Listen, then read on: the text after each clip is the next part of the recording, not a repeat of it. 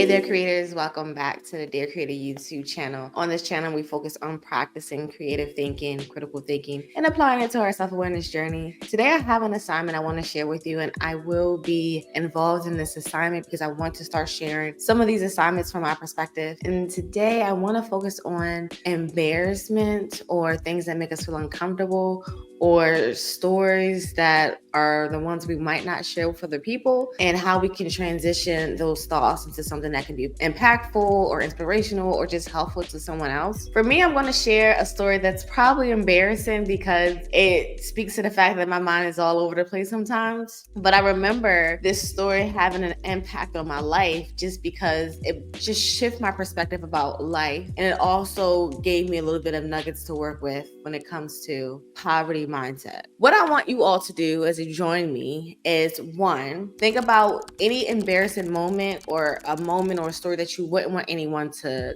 know about, or you think that people would judge you for, that has actually taught you something that can inspire the next person if you were to tell them. Now, we might not be in a position to want to tell that story yet, be based on how embarrassing it is, but there's some value. There's lots of value in us being able to share these stories of embarrassment, because the more I share, the more I realize that people are all going through things. People will have embarrassing moments that they might not share, but they hold them to themselves because there's this unspoken rule in the world where you have to look a certain way or act a certain way in order for people to value you, in order for people to take you seriously. And I've noticed that it's kind of silly because some of the things that are being exposed or we find out later really tells you that it is probably best if we're just more transparent in our walk. But that's my point of view. So I'm going to go ahead and start by sharing a story, and I'm going to give a foundation or framework for why I'm sharing this particular story. The embarrassment here is I am just all over the place sometimes. And this happened years ago, but I am still all over the place sometimes.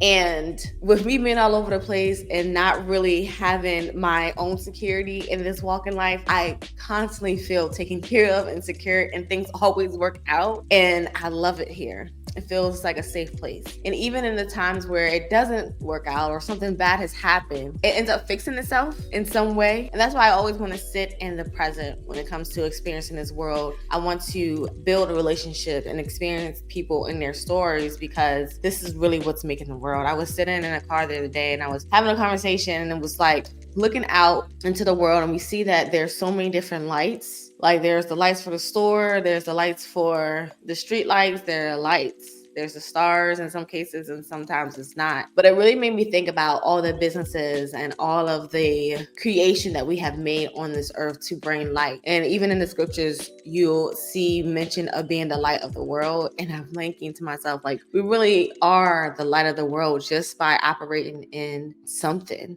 By creating something, by being a part and contributing to this earth, we can bring light to a space that's dark. So sometimes when we have these stories where it's seemingly embarrassing or people will judge you for it, we have to find a way to bring some light in that darkness by attaching ourselves with the story. How can we make a connection? How can we see the value in sharing that story with someone else so that they can be impacted in a positive way? How can we find humor so we can kind of get rid of this, oh, I'm so embarrassed,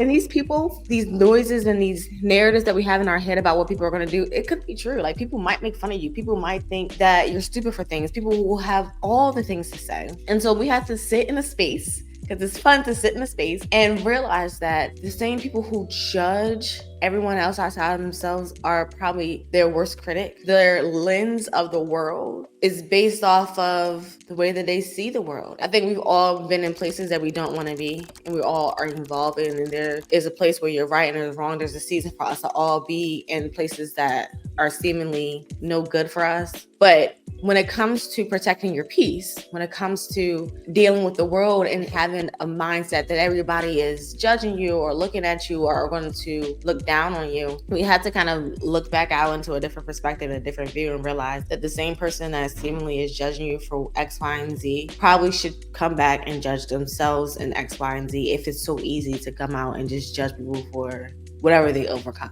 So the last element that I wanted to share is that when we are looking for this embarrassing story, the creativity in this is, how can this embarrassing story help someone, even if that person is you? And we're looking for any good that has come out of the situation that probably was wild, that was probably something that you don't want to share. And what is that seemingly good? And you are going to label this good. You're going to have this understanding of what good is when you pull the story out. I'll go ahead and tell my story. So I moved from a city years and years ago. I was just looking for a place that was different. And I didn't really resonate with the city that I grew up in. I didn't even resonate with the state and all. And I think it's just that understanding of like, I just don't want to be here. So when the chance came, I said, I'm just going to move somewhere else. I'm just going to go. And people were just like, you're just going to leave? I'm like, yeah, I'm just going to leave. And I did research and I studied and I even went to different cities where I knew family and friends to see if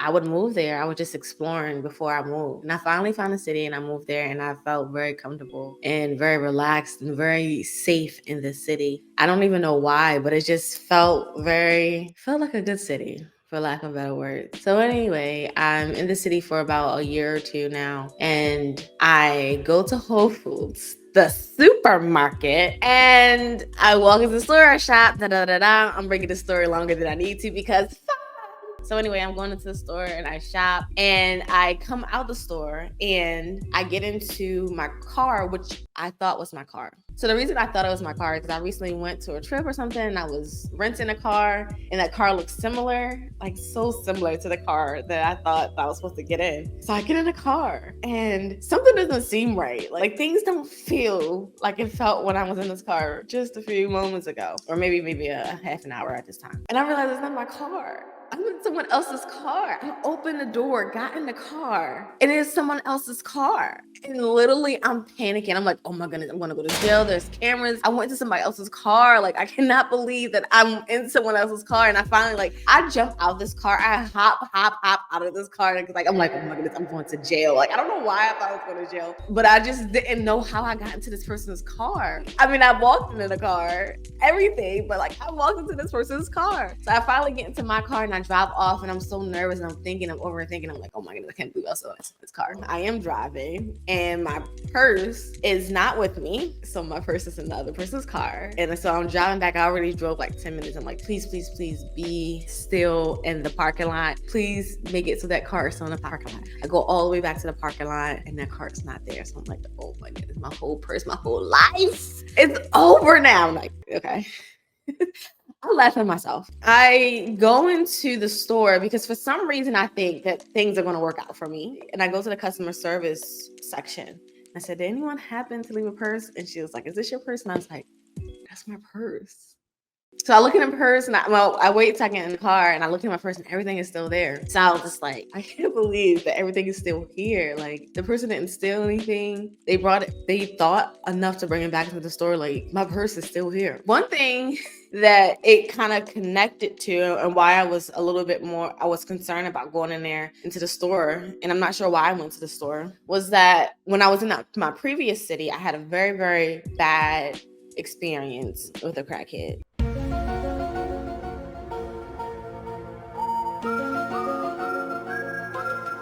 And so I'm doing my very best and I try not to let this experience bring darkness or shade on the city that I've come from or just my experiences with crackhead. This is the only crackhead that I ever encountered, or maybe not even encountered, but that just made issues in my life. But let me just tell you another story. Well, when I was in the city, I was in a car and this lady, she was like helping me and everything. We became friends or something like that. And my children were staying with her. When I was bringing them all up into the house, I was going to lock my car doors. I was like, it was supposed to be like, I'm bringing you up into the house and I'm coming back and I was gonna lock my doors. And she says, you don't gotta lock your door, girl. Anybody gonna take your stuff? Like, that's what she said. Anybody gonna take your stuff, girl?